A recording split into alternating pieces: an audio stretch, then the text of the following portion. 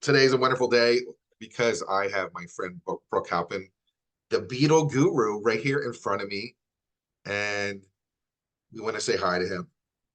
Hello, everybody. It's important to get a hold of him now because obviously the Beatles are going into a 60-year anniversary, and he is in total demand. So we want to make sure that we kind of talk about the work that we did together, and then let him go off, and he'll be doing all his press and music throughout the year. Uh, in general, nostalgia is really like it's kind of a marketing tool right now. I see it a lot on Facebook. It blows my mind, and I've had this conversation with an 18-year-old. I said, I cannot believe In Utero's 30 years old, or I can't believe Joe Jackson's Look Sharp album's 45 years old. I can't believe Van Halen's 1984 is 40 years old. I cannot believe this because it just feels like yesterday. And I remember a warm feeling about these albums because they were really personal to me. And in some ways, yeah, I know it was a long time, but it kind of hurts. Now, the 60 years, like, you're talking about the Beatles coming to America. That's what our podcast is about. But it's also, they came to America 60 years ago. You lived it. So, in a nostalgic way, like, how does that make you feel? Well, it's amazing, number one, that I'm still here. Number one, after 60 years of Beatle land, the Beatle world. I've been in the Beatle world now for 60 years, as millions of other people are this year. And there's so many things going on right now because of the 60-year anniversary. I mean, they did the 50-year anniversary, of course, which was a big deal. But for some reason, can't quite explain it, but it seems like the 60-year has more of a whoa to it, maybe because it's longer, more years have passed. Maybe perhaps that's what it's about. So I'm thrilled to still be here to talk about it. And of course, as you mentioned, I was there 60 years ago as a young lad. I mean, a young teenager, I should say. So in a way, it allows me to relive the experiences that I had when it actually happened 60 years ago. When this album came out introducing the Beatles on Vee Jay, and then, of course, we're going to get into the following albums. And it's mind blowing to know that in one year, there's 6 albums that they released in 64. So we're going to be doing 60-year anniversaries on those 6 albums that they released in 1964. And that in and of itself is just staggering. I mean, there's nobody that I know of, even back then, putting out 6 albums in one year. So that's one reason why we were so blown away, and we were just completely taken by the Beatles in 64 and further on, is because they kept hitting us with, oh my God, here's another one. Oh my God, here's another album. Oh my God, there's a movie. It was really overwhelming. It really was. And once you were on that Beatle train, you were on for the magical mystery ride of your life. And that's what they created for me and millions of other people. It's weird because I was thinking about it when I was like talking, like reliving this. Like, hey, you were a young guy, right? You're like the Beatles. Now, 60 years later, you're kind of like the Beatle guru. You're on tour. You're doing you like. Who would have thought that these albums came out 60 years later? You're going to be talking about the Beatles. You're going to be representing the Beatles. You're going to be playing music. You're going to be basically on tour this year. Because you have a historical significance to that the group. Like, this is kind of like, oh, I'm on now. It's like it's a big year for you.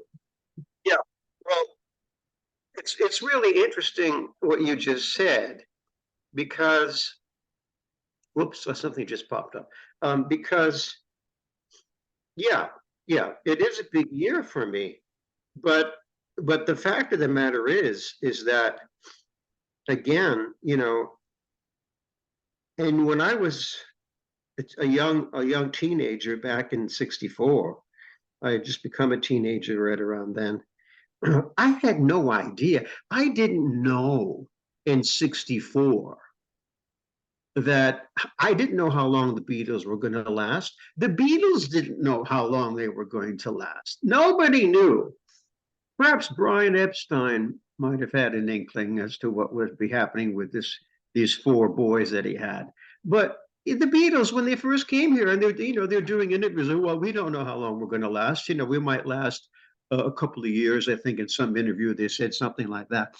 So I had no idea. I was just on the Beatle train. I jumped on it, and I just figured, well, I'm just going to go where it takes me.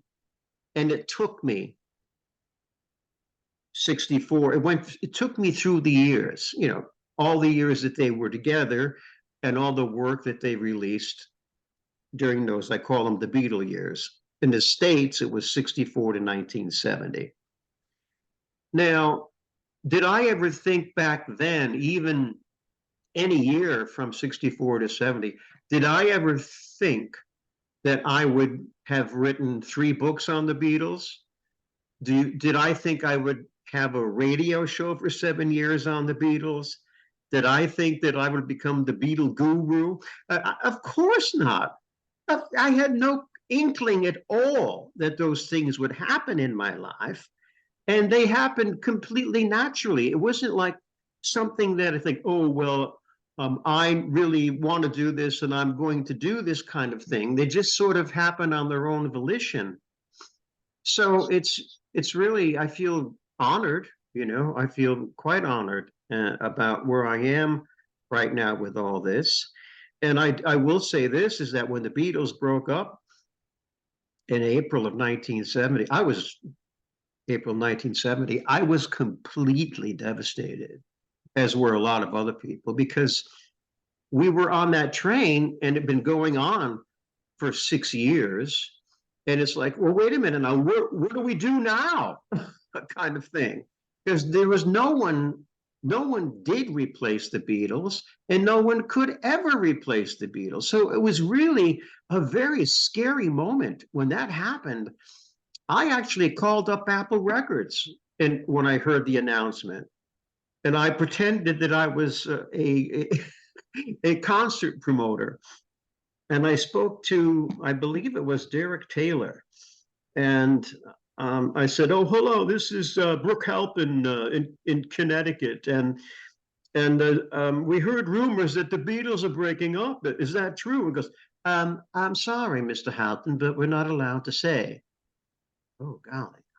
He says, "Well, why are you calling?" I said, "Well, I'd like to put a contract together to have the Beatles perform out here sometime later this year, and we'll pay them $1 million." This is what I told them. "Well, I'm sorry, but we are not entertaining any offers at the moment."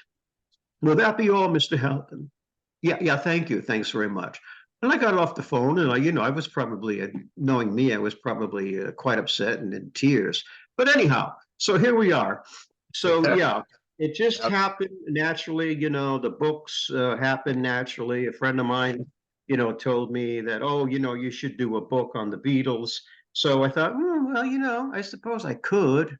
All right, so that gave me an idea to do that. And then another thing happened because a friend of mine, a professor at Carnegie Mellon University in Pittsburgh, he was working with the publisher on his book, and he said, "Hey, I don't think they have a Beatle book in their catalog. Why don't you contact them and see?" Boom.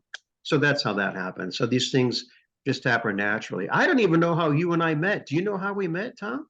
Oh, I do. I sent out a thing on Facebook saying I'm looking for a Beatle expert to talk Oh, about my jazz show.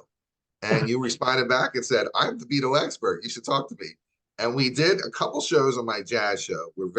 Then we started just kind of playing around with the idea. The Beatles Come to America. What we did is had an endpoint, which was great because you're very busy in what you're doing.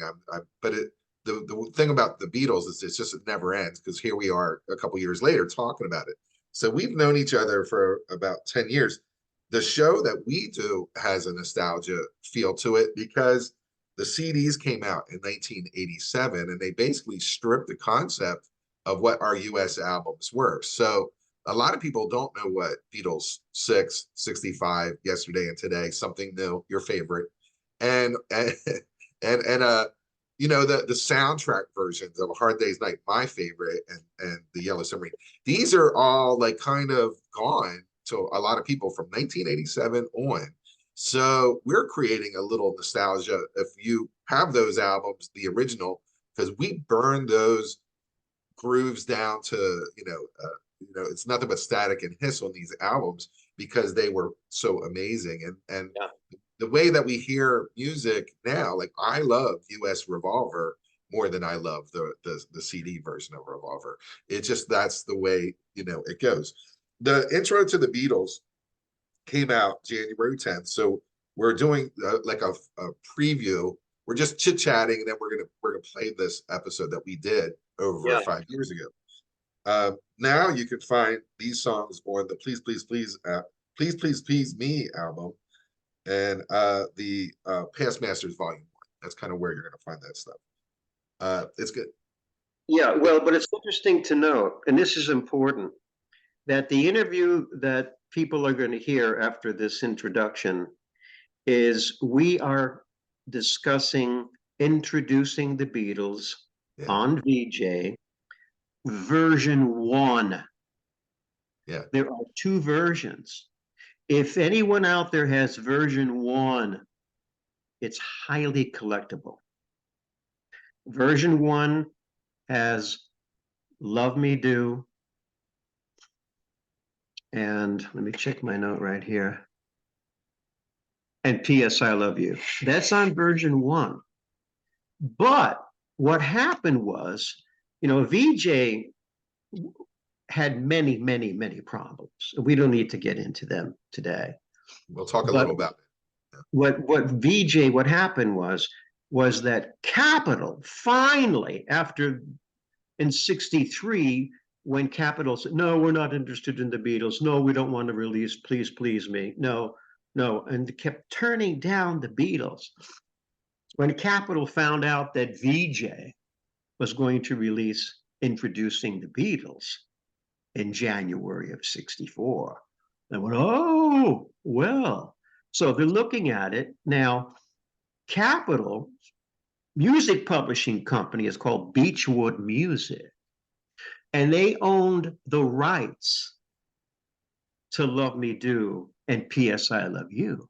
So they slammed Vee Jay. Once Vee Jay came out with the album version 1, they slammed a restraining order against Vee Jay, and they had to stop pressing version 1.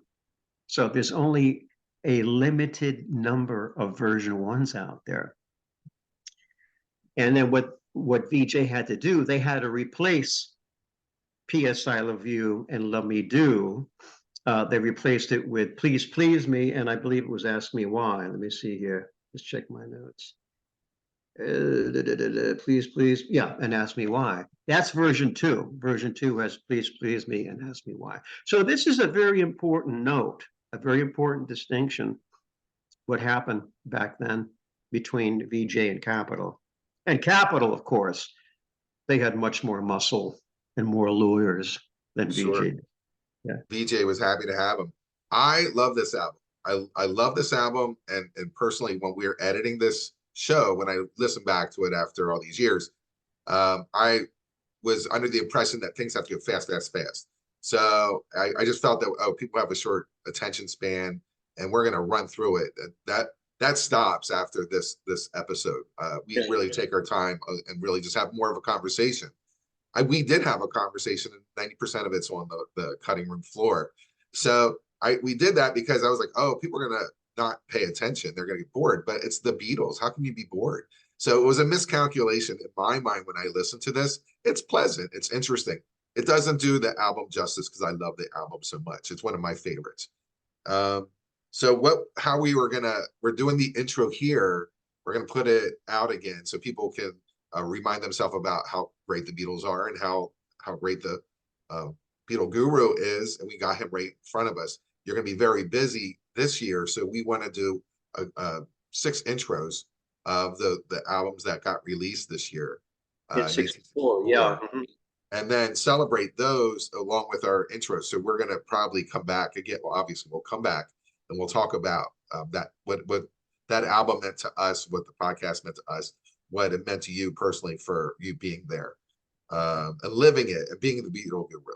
So I did replays on this on the Something Came from Baltimore. So we're gonna just show the intro and then you have to find it. I have a link for it to be on the Beatles Come to America. So that's where you're gonna find it, along with the fact that you can hear the this intro and then you can listen to it on YouTube, but you can't hear any Beatles music. It's all removed. So there are ways that we're going to hear it, and again, it's going to be in the show notes when we send this out. What did you think about our interview? Well, I thought it was animated. I thought it was informative. I thought it was quite informative. It was exciting because it was the first one. Yeah. So I was pumped up, definitely, as I usually am. And we covered every song on there. And again, the thing that I find to be very interesting of all the things we talked about was, again, Love Me Do and P.S. I Love You is really a very, very big deal. I don't know how many people really own the Vee Jay version 1 album. I don't know. I mean, I know back then some people did, but most people, they got to meet the Beatles and they didn't bother with the Vee Jay. Yeah. Because Meet the Beatles came out very quickly after introducing the Beatles. So introducing the Beatles is kind of a rare item. Yeah. You know? It's It almost really, like it's like a stamp before they got big. It's like, oh, this is the pre album, and then they got big on the second album. yeah. And the thing is that it's filled with amazing songs on it. Just a crazy album. Oh, I do remember in the '70s on Cutout, like the Vee Jay was releasing it in cutout form. yeah. Love it. Well, so here, let's let it roll, man. We're ready to let the folks. We're going to go from this. It's going to segue somehow into the actual interview that we did, discussing the introducing the Beatles album, "The Beatles Come to America," the first episode. Is that correct, Tom? That's correct. And we will come back at a later time, right before Meet the Beatles, and we'll talk about what that experience was for you, how it was for our podcast, how we did, and how great and life-changing that album was. So it's gonna be exciting. Yeah. Sounds great, my friend. All right. We'll see you soon. The Beatle Thank you. Guru.